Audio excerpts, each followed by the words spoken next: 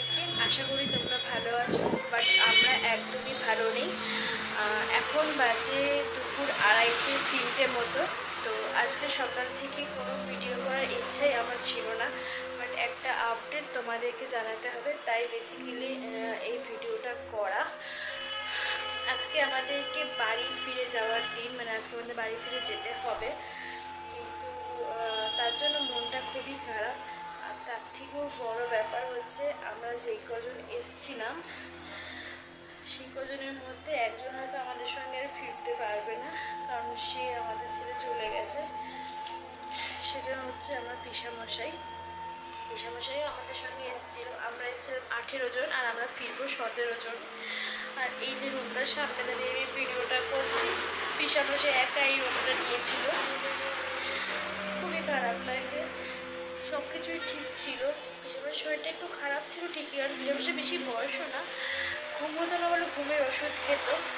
আর আসার আগে কিছুদিন আগে পড়ে গেছিলো বলে, পা একটু ব্যথা ছিল বলে সব জায়গায় যেত না, শুধু রুমেই থাকতো, কিন্তু খাওয়া দাওয়া করতো, আর একটু মাঝে মাঝে সমুদ্রের দিকে যেত, কিন্তু সাইড সিনে বা কোথাও সেরকম বেরোতো না, ঘরে একা একা শুয়ে থাকতো।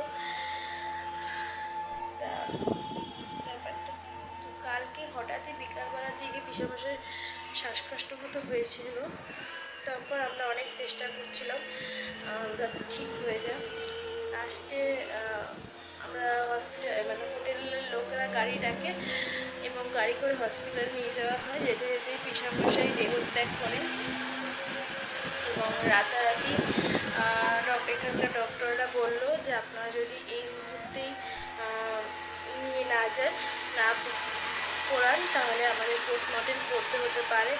তো যেহেতু আমরা এক জায়গা থেকে আরেক জায়গায় এসেছি, এখানে আমরা ওসব কিছু করতে চাইছিলাম না যে কী হয়ে যাবে না হয়ে যাবে, তাই বাড়ি অবধিও তাকে নিতে পারলাম না। রাতারাতি তাকে পুড়িয়ে দেওয়া হলো আমাদের এই পুরীর স্বর্গদ্বারে। হয়তো সে অনেক পূর্ণ করেছিল, তাই এই জগন্নাথের চরণে সে দেহত্যাগ করলো, জগন্নাথ ধামে এসে সে দেহত্যাগ করলো, যেখানে আসার জন্য সবাই ছটফট করে স্বর্গদ্বার, সেখানে ওনার দেহ পুড়লো, যেটা সবার ভাগ্য হয় না। কিন্তু এটাই খারাপ লাগছে, একসঙ্গে এলাম, ঘুরলাম, একসঙ্গে বাড়ি ফেরার কথা। দাদা বৌদি তার বাবাকে নিয়ে এসেছিল, তো এলো 3 জন, যাবে 2 জন, একজনকে এখানেই রেখে চলে যেতে হবে আমাদেরকে।